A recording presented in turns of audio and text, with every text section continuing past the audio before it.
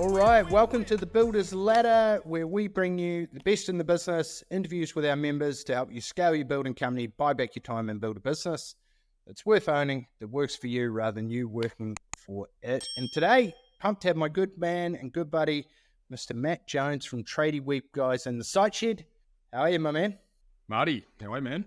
Yeah, fantastic. Thanks. Enjoying the sun. It's a balmy tropical 28 degrees here in Auckland today. How about you? Yeah, it's a pretty constant 30 at the moment, which is a punish. It's pretty warm. Yeah, absolutely. You've got to keep that water up. So let's get into it. Tell us a little bit about your background, what you guys do to help trade business owners get more leads, scale up, and how did you come about, starting your business? Well, okay, so I formerly, in another life, I was a plumber. And so I did my apprenticeship on the North Shore of Sydney, starting in 1998, give you a bit of an insight as to how old I am. And I did that for probably close to 10, 15 years. I was in the plumbing game. And then I ended up traveling. Plumbing took me around the world. It was great. Worked in North America, worked throughout Europe, and had a great time doing it. So big advocate of the possibilities that doing a trade can open up for people. Yeah, where were you in Europe and the US? I worked in the UK, spent a bit of time in south of France, in Montpellier. Worked in Canada. Well, I say worked. I didn't work in plumbing. I wasn't plumbing in Canada. I was actually working in hospitality. But I did go over there with the intent of plumbing, and then I just realised I just want to go skiing. Yeah, fair enough. So and then I did another ski season in Colorado in America. So I was over there for about a lot. Yeah, it was good times. Ended up in Europe and then came home a few years later. Awesome. But yeah, and while I was away, I was thinking, man, you know what? Plumbing work in the UK is just, oh man, if you're not used to it, working in construction, concrete, wind tunnels, it was cold, miserable. Yeah, I can imagine. Too many Australians, too many Kiwis. Yep.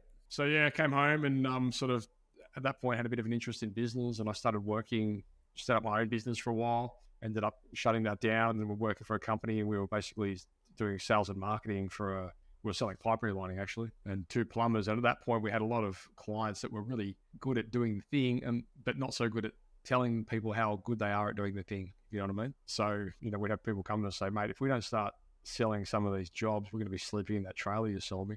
And so one thing led to another. I was like, well, get a website, get it on your website. I don't have a website. Well, let me build you one. So I did that for a couple of clients. And then next thing, we were 13 years later, here we are. And now we just basically do lead generation marketing services for trade businesses. And we sort of specialize now with largely solar, electrical, renovation builders and roofing related. Awesome. I love it. So tell me a little bit more about, we see a website as like your 24/7 sales rep, and most building company owners, most websites, like we've probably built 300 plus over the last, 12 or 15 years, but we don't do them anymore because they're too involved. There's a big difference between having a website that is a 1980s brochure, or it looks epic, but it doesn't have any direct response elements. Like it doesn't function like a sales rep. It doesn't educate, nurture, and so forth. What would you say on the state of websites and, what you see is missing versus your philosophy to them? Yeah, typically when clients come to us, their main issue is they are looking for consistency with leads. Like they typically come out of this world where they're getting like referrals, and so one month they might get 5 and the next month they might get none, and it's sort of this up and down, which, as you know, makes it like impossible to forecast growth because nothing's predictable, right? So normally the first problem that we solve for them is consistency with conversations and leads and things like that. And we have need to haves and nice to haves. And at that point in time, I typically say to them, look, the need to haves are, let's get your system set up, get the leads coming into your lead management system. We use high level. We set our clients up with all the high level as well, just so that it's captured and we can take it through sales processes and that kind of stuff. And then the nice to haves, off the back of that, once that's established, we'll build your website out. We'll get that looking nice. Well, that'll happen in parallel. And the role that the website really plays in that ecosystem is, like you said before, how do we build that trust and rapport, and how do we make ourselves a true representation of the caliber of business that we are, and portray that through the website? And I think a lot of businesses kind of drop the ball on that because I think it's kind of like a one and done thing. Absolutely. And it should be an evolution. It should be like something it that's needs living to constantly and be updated, evolve. What are your latest projects, case studies, social media, what articles are you putting out, blogs, etc.? So if someone was looking at their website, right, and they were thinking, well, it looks great, what should they be looking at and considering, like, what do I need to do to upgrade this? Like, what am I missing? Like, are there certain key elements or stats that you look at? There's conversion factors. So I think one thing that most people probably pay too much attention to is, truthfully, some of the reporting bullshit data that you get through from marketing agencies in the space of, oh, these are our rankings and these are our impressions and shit that doesn't really matter. Like, at the end of the day, like, people, especially, builders and most trade businesses, they do operate in a local area, and like, maximized traffic is not really a true reflection of conversions and conversations that are happening. And so I encourage guys to really focus on, okay, well, how do we use the website as a way to start conversations and educate, our not yet customers, so they know, like, and trust us enough to then pick up the phone and call us or book in a conversation or whatever it might be. So the key things I think that you want to consider if you're, a business owner out there would be, okay, am I making this easy enough for my potential customers or visitors to get in contact with us and ask questions? Like, some things as simple as a web form, which a lot of people don't have. Yeah. or and a lead gen magnet for a reason for them to opt in. Well, yeah, exactly. You could have that as well, like some sort of resource. It might be a download, a how-to, a checklist. It could be a number of different things. But I think importantly, just ticking boxes of what some of those options look like. Do we have a phone number on there that people can call? And when they do call, like, is that call some way coming into a system which we can track and we can nurture them through some sort of defined sales process? And having a process, that's the key thing, none of that's visible, right? You can't really see that forward facing, but the general feedback that we get from clients, and one client in common that we have together, since we built this process out for them, the feedback they've got from their customers is, we just have so much faith because there's a defined process, and we can see that we're part of something that is a process. Exactly, and breaking that down, so having a video how we work with you that goes through everything from plans to handing over the certificate of completion to looking at what are video testimonials. Do you have other people who've done similar projects that I can have a look at? Do you have case studies? Do you have frequently asked questions? Do you have a guarantee, et cetera, et cetera? And basically taking what you currently do, but making it tangible and visible to people is such a game changer. Sort of goes back to content 101, really. If you have the content, you can really repurpose it in many different ways. So if you've got a defined process, it's easy for you then to go and create a video on how you do as part of that process and turn that into content. But if you don't have it, then you can't do it. And so we say the same thing with clients with, capturing media on projects and things like that. Like, if you've got it, we could use it. If you don't, we can't. Exactly. And then one of those big things is turning that into, once people do opt in, retargeting them with, your top of funnel, middle of funnel, bottom of funnel stack, looking at how can you educate them, what are case studies, how's your guarantee work, how does your, are you doing fixed price contracts, are you doing charge up, cost plus, etc. Then drip feeding those out to people in an automated sequence, mixing it in with texting, and make sure that you're actually building a good close relationship with the person from their first opt-in. There's a huge amount of value in that. Yeah, the biggest obstacle I think we see businesses run into day to day is they just have this churn and burn mentality when it comes to generating leads, and they think that it's always a case of more, and that normally comes at the cost of neglecting the ones they've already got. Exactly. Like, there's 5% of people that are ready to buy right now, so they're the people you want to put through your sales process. Then there's 25% of people who might be 6, 9, 12 months away or 18 months. And that's where there's a massive opportunity to educate, nurture, turn them from skeptics into raving fans, get them to educate them, nurture them. What's your quality assurance checklist? What are your rules of the game? How do you work on site, et cetera, et cetera, et cetera? And drip feed that out and educate them. Then probably 70% of people, aren't in the right market for you, or they're not a good fit. And we want to qualify those people through a questionnaire and give them resources, or just put them on your mailing list. But I would say in regard to that as well, like, it's sort of tying in, like, that whole sales cycle conversation becomes so relevant when you're dealing with, like, the larger the project, the larger the sales cycle. It's very unlikely that someone's going to click on a Facebook ad and, spend $1 million on a home renovation, but they may down the track if you're proactive enough to keep in contact with them and educate them throughout that journey. And it's as much an opportunity as it is a responsibility. So once you've got a great high-performing website and you're getting plenty of leads, you're capturing them, you're retargeting, and you've got a nurture sequence. What are the key ways that you recommend for driving traffic to that website, like your 24/7 retail storefront? Yeah, sure. I mean, it depends on the vertical. It depends on the industry. It depends on the Building. location. Yeah, Renovations, new builds. Yeah, well, what we see work quite well is two different avenues. We like to run, like we have a huge part of our process is, okay, how do we create a really well-crafted offer, which is going to speak to specifically the people within our location? Because the thing is, when you start running ads on platforms like Facebook, for example, Facebook's very good at giving you insights and pinpointing you in the direction of an audience, but it's not very good at like cutting through, I suppose, to the specific people. So when you're going for like broad match and you're targeting an area, you want to make sure that your messaging does a lot of that cutting through so that you're as much disqualifying as you are qualifying. Absolutely. So I think one of the big mistakes people make out there when they're, running ads is that it's just so generic and it just sounds like noise. And they don't have the key elements of an ad, which is, they don't have an offer, they don't have risk reversal, they don't have guarantees, they don't have, case studies, they don't have all this kind of stuff.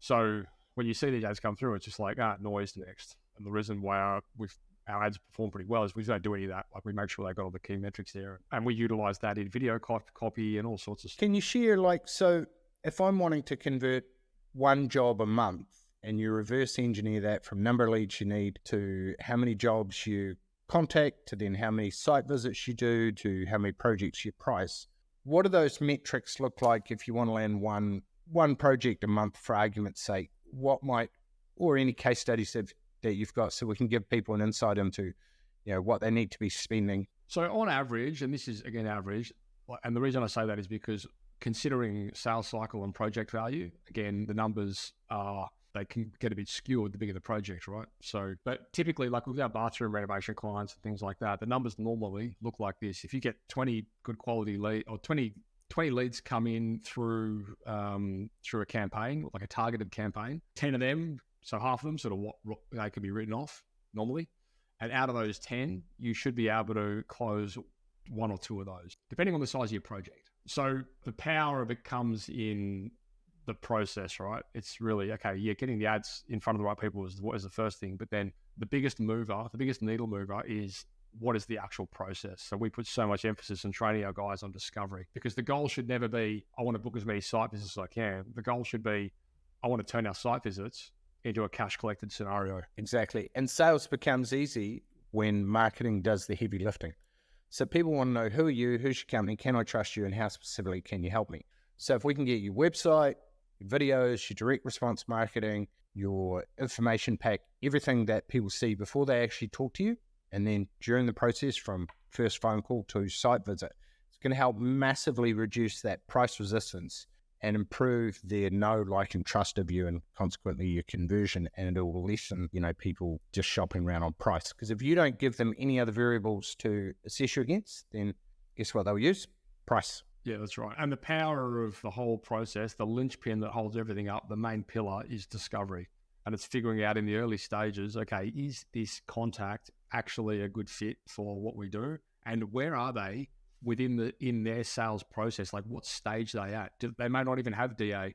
They might not have any drawings done. It doesn't mean necessarily they're a bad lead. It just means at that point in time, they've got a few things that you need to make sure they're meeting before they're ready to sit down and have coffee and talk about the next stage, right? So being that trusted advisor and having that process mapped out really enables you to steer and meet people where they're at and guide them as an expert so that they're on their journey, whatever that journey looks like for them specifically. Absolutely. And why is it hard? Like, never ceases to amaze me. A lot of builders come to us and they almost wear it like a badge of honor. Like, I don't have to advertise, don't have to market. Work just comes to us. Well, I mean, truthfully, in the perfect world, you don't. But normally at the point where they're coming to us is they want to scale. And so some of them are happy with that, and that's fine. There's nothing wrong with it. Sometimes more work is their worst nightmare. But the reality is you can't scale word of mouth, and you can't scale referrals. So if you get to a point where you do decide you want to grow the business, at some point you're going to have to invest in some sort of marketing. And at that point, you need to understand that to invest in marketing, you need to have a marketing budget, which becomes part of your operational expenses. And so when you come out of this world of referrals, you don't have to worry about any of that stuff because you've never had to, and it's always worked, and it's fine. There's nothing wrong with that. But the minute you start going into lead generation, you need to make sure you've got allowance. You need to understand the difference between ROI, return on ad spend, operational expenses. You need to know how they all tie together. Absolutely. So why is understanding the sales cycle so important? Well, I mean, for the reasons we've kind of covered on, but realistically, if you've got somebody that's coming to you, and so let's say you do like full scale home renovations, so your average ticket item might be $500,000. So you need to understand that if you start running a Facebook ad campaign for 3 months, it's very unlikely within that time frame that somebody's going to sign on the dotted line with you. Maybe they will, and it does happen. But in the interest of managing your expectations, you've got to understand there's a sales process and a pipeline there. And yes, getting the lead is one thing, but then meeting them at where they're at and making sure that when they are actually ready, between the time they come to you and the time they decide to pull the trigger, that you've invested in nurturing them and you've made regular contact. That's the guy that wins. And quite often it's important to have a mixture of small jobs to fit in with your schedule of big projects, just in case there's any delays. And we love that. When clients come to us and they have the capacity to be able to do, say, bathroom renovations, kitchen renovations, and full-scale renos, that's like the perfect scenario for us, because we know we can get them bathroom renovation jobs hand over fist, month in, month out. But the bigger ones, it could take 3-4 months to land one. But when it does, and if they're only focused on that, their ROAS is in the red until they land that job, and then bang, all of a sudden 13,000%, So that's why it's important to understand sales cycle, because if you're just looking at your report and you're going, well, none of this stuff's working, it's because it might be working, but it just takes time. Yeah, exactly. So tell me, there's quite often can be a little bit of a shock when people move from warm referrals, people have heard of them, they're coming via their next door neighbor or their friends done a build with them. And then it gets to the whole challenge of cold traffic, where typically people might have seen you on Facebook, seen you on Google AdWords, and they're not really coming as educated and nurtured as a warm referral. How you deal with that? Well, I mean, yeah, you've pretty much summed it up there. Like, you've come from a world where they already know you through someone, they've been recommended, they know, like, and trust you, even if it's through somebody else. So they have some level of exposure to something that you've done of their interest. Whereas cold traffic, it's like, well, we don't really know who you are, what you do, why you do it.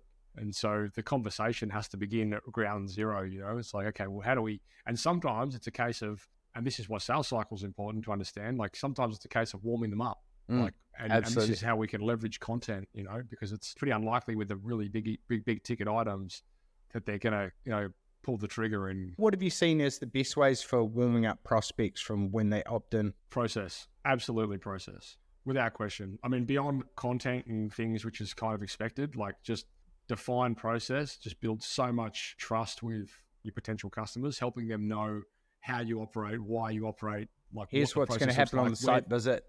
Correct. Just details around it. It just breathes confidence into them. And it helps as well alleviate some of those obstacles around, pricing, because typically with any objections, the best way to handle them is before they become one. And so if you can be really proactive in answering the top 5 questions you get asked the most, and it's normally 5 questions you get asked on repeat, and it's often around pricing. It's like, I don't know if I can afford this. Well, great. Let me do some content around, let me help you understand if you can afford this. So is the investment, how does it work with you? So if my website sucks and I'm thinking, man, I want to get out of this 1980s, or, hey, we've got a great brochure, but it's just not generating leads. Can you walk us through what do you do? Do you audit someone's existing website? Do you start from scratch? And what's it cost? And how long does it take to get something live and so forth? Yeah, I mean, I would argue that in most cases, and I would encourage you guys out there that are listening and watching this to do the same thing. Like, it's not often, like, people will come to you thinking they have a problem, and in truth, it's something completely different. So, for example, people come to us all the time, and they'll say, oh, we need a new website. And I'll say, why? And they'll say, I want my phone to ring more. Well, right. So you actually may need a new website, but nice to have, what you really need to have is you got to solve a lead problem right now, or your sales process sucks. So people will come to you thinking they want one thing when they really need something else. So it's your responsibility to listen to what they say they want, but give them what they need. Absolutely. So our process is always ground roots. We just figure out, okay, what is the actual problem here? Like, when you're coming to us, what is the problem we're solving? Sometimes it is a website. We build hundreds of websites, every year. Sometimes it's part of a marketing program, or sometimes it's standalone. But the bottom line is just figuring out, okay, what's going to actually move the needle for this company? Mm-hmm.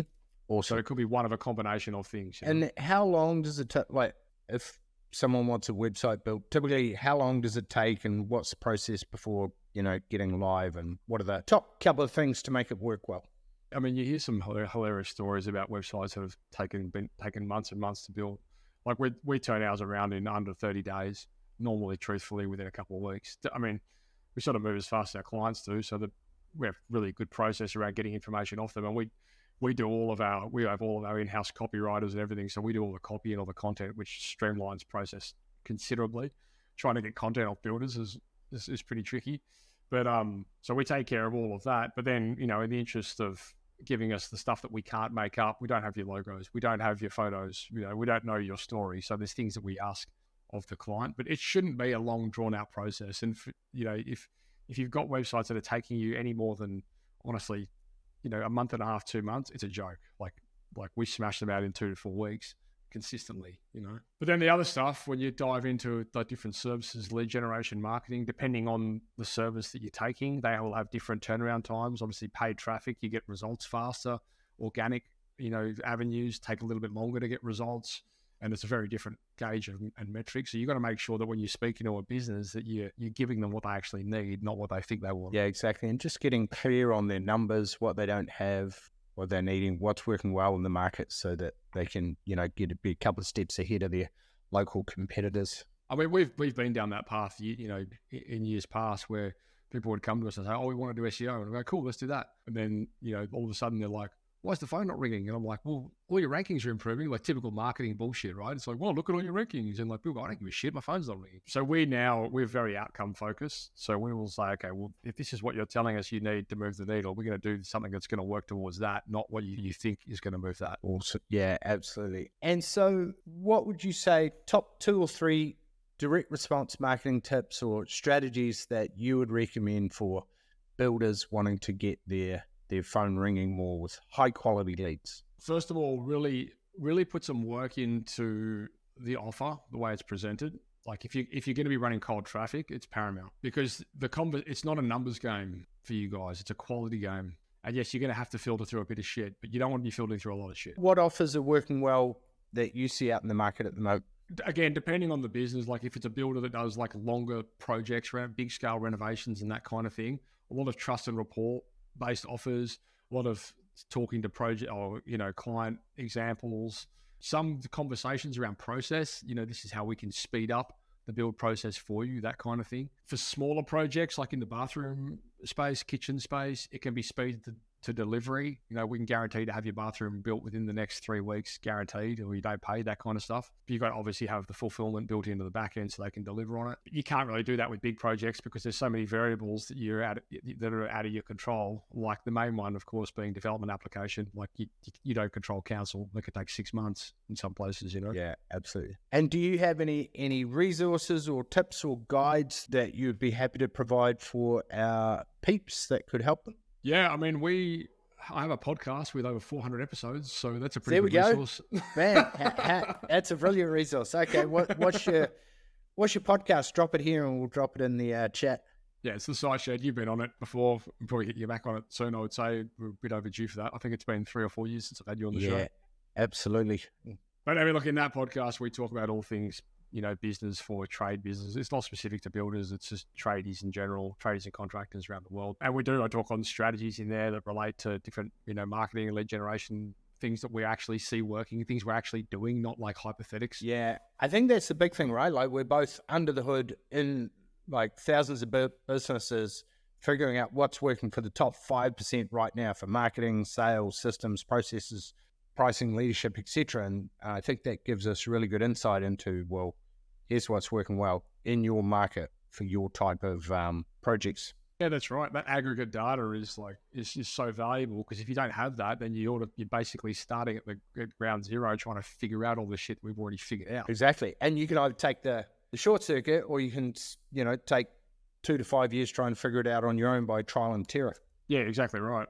And so I'd say the biggest advice and starting point I'd say for businesses is just to have that initial conversation to figure out, okay, well, like within what is the actual scope focus for us to move the needle, because it is different from every business, and it will be different from the strategy that your mate had.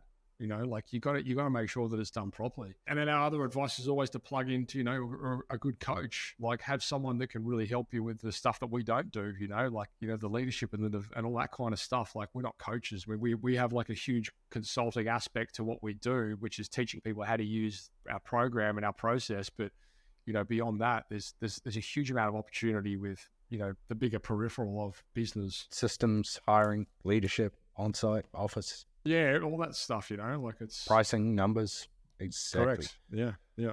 So any last, I guess, words of encouragement, or if you're a builder and you're not getting the results that you want, you're not getting the right kind of leads, you're not getting the right kind of deal flow, or you are, but they're all time wasters, tire kickers, any last words of encouragement or next steps? What I would strongly encourage you to consider is like that whole time waster, tire kicker conversation. Yes, you may get some, but don't automatically disregard somebody if they come into your marketing system and at that point in time they're not quite ready. Don't think that just because that opportunity at that point in time is not quite ready for them, it doesn't mean that they're a bad lead. It just means that that opportunity at that point in time is not quite ready for them. So I strongly encourage you to not shit can them and write them off. Like just educate and nurture. And the best way to do that, truthfully, is not trying to ram sales down their throat every 10 minutes or offers. It's just like touch points. It's like, okay, here's a case study. Here's a pro home we finished in,